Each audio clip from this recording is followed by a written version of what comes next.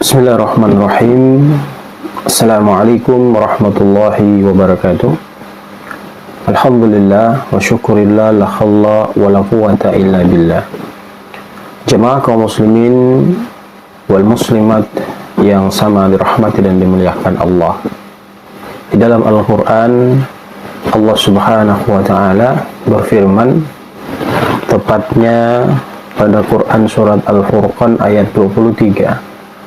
Allah tegaskan, wa qadimna ila ma amilu min amalin faja'alnahu haba'an mansyura.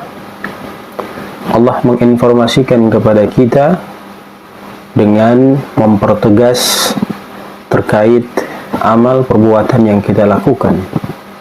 Wa qadimna, kata Allah subhanahu wa ta'ala, kami akan hadapkan ila ma'amilu min amalin, amal-amal yang dikerjakan oleh hamba-hamba kami tatkala mereka masih hidup di alam permukaan buminya Allah subhanahu wa ta'ala. Dan amal-amal ini akan dihadapkan kelak di akhirat sebagai perhitungan Allah untuk memberikan ganjaran kepada setiap hambanya ketika penghisapan Allah itu tiba di hadapan hamba-hambanya. Kemudian dijelaskan oleh Allah subhanahu wa ta'ala, faja'alnahu, maka kami akan menjadikan amal-amal mereka haba'an mansyura, itu bagaikan debu yang berterbangan.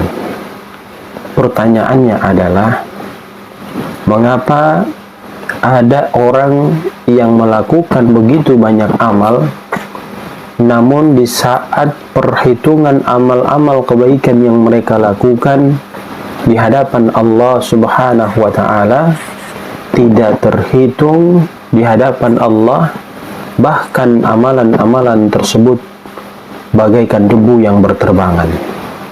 Maka hadirin yang sama dirahmati dan dimuliakan Allah subhanahu wa ta'ala, Quran surat Al-Furqan ayat 23 ini memberikan informasi sekaligus pembelajaran kepada kita bahwa dalam melakukan amal hendaknya kita benar-benar memenuhi syarat yang telah ditentukan oleh Allah dan Rasul-Nya. Nabi sendiri pun telah mengingatkan kita dalam sabdanya, man amila amalan laisa alaihi amruna fahuwa raddun.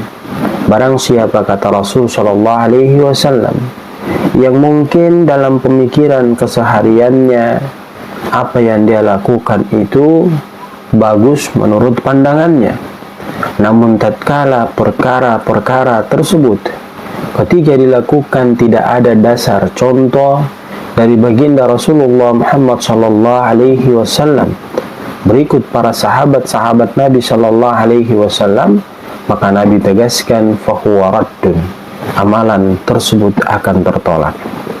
Kedua komponen pembuktian dan pembelajaran kepada diri kita terkait dengan Al-Quran, Quran surat Al-Furqan ayat ke-23, kemudian hadis Nabi sallallahu alaihi wasallam, maka hal ini hendaknya menjadi perhatian yang begitu besar pada diri kita, sehingga apa yang kita lakukan itu harus selalu senantiasa mengikuti apa yang diperintahkan Allah, kemudian itiba kepada baginda Rasulullah Muhammad sallallahu alaihi wasallam.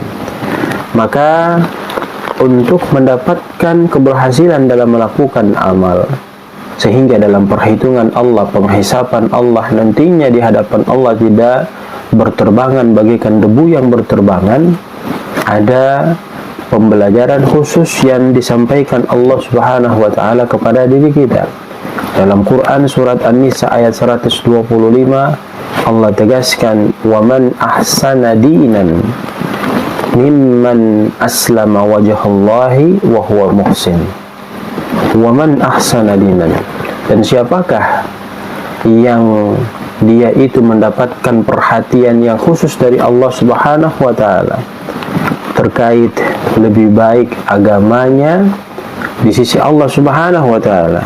Maka dijelaskan mimman aslama wajhullah, hendaknya dia dalam melakukan aktivitas yang bersifat hablum minallah, hubungan dia dengan Allah, hablum minan nas, hubungan dia dengan sesama manusia, harus didasarkan asas keikhlasan karena Allah Subhanahu wa taala. Wa huwa muhsin, maka dia akan mendapatkan kebaikan dari setiap amal yang dia lakukan. Kemudian Allah Subhanahu wa taala menegaskan pula pada Quran surat Al-Baqarah ayat 112, Allah tegaskan, a'udzubillahi minasyaitonir rajim, bala man aslama wajhallahi wa huwa muhsin. Dan ingatlah bahwa sesungguhnya ketika kita melakukan sebuah amal, kemudian kita ikhlas mengharap ridho dan rahmat Allah Subhanahu wa taala, maka kebaikan itu akan menghiasi setiap perbuatan-perbuatan baik yang kita lakukan. Falahu ajruhu 'inda rabbih, maka dia akan mendapatkan pahala di sisi Tuhannya. Wala khaufun 'alaihim, dan tidak ada ketakutan sedikit pun pada dirinya terkait dengan penghisaban yang nantinya Allah hisab kepada dirinya. Walahum yahzanun, dan tidak pula dia merasa bersedih hati oleh karena apa yang dia lakukan sesuai dengan prosedur yang dimau oleh Allah dan Rasulnya, sehingga membawa dirinya menuju kepada kebahagiaan yang hakiki, masuk surganya Allah Subhanahu wa ta'ala. Maka kesimpulan yang dapat kita ambil jemaah sama dirahmati dan dimuliakan Allah, mari kita melakukan amal, jangan sekedar melakukan amal saja, tetapi kita coba melihat contoh-contoh yang diberikan oleh baginda Rasulullah SAW untuk kita lakukan, sehingga itu memberikan manfaat yang besar pada diri kita, tidak menjadi haba'an mansura, debu-debu yang berterbangan ketika kita dihisab oleh Allah Subhanahu wa ta'ala melalui amal-amal yang kita lakukan di alam permukaan bumi Allah Subhanahu wa ta'ala. Barakallahu fikum, jazakumullahu khairan, billahi taufiq wal hidayah. Assalamualaikum warahmatullahi wabarakatuh.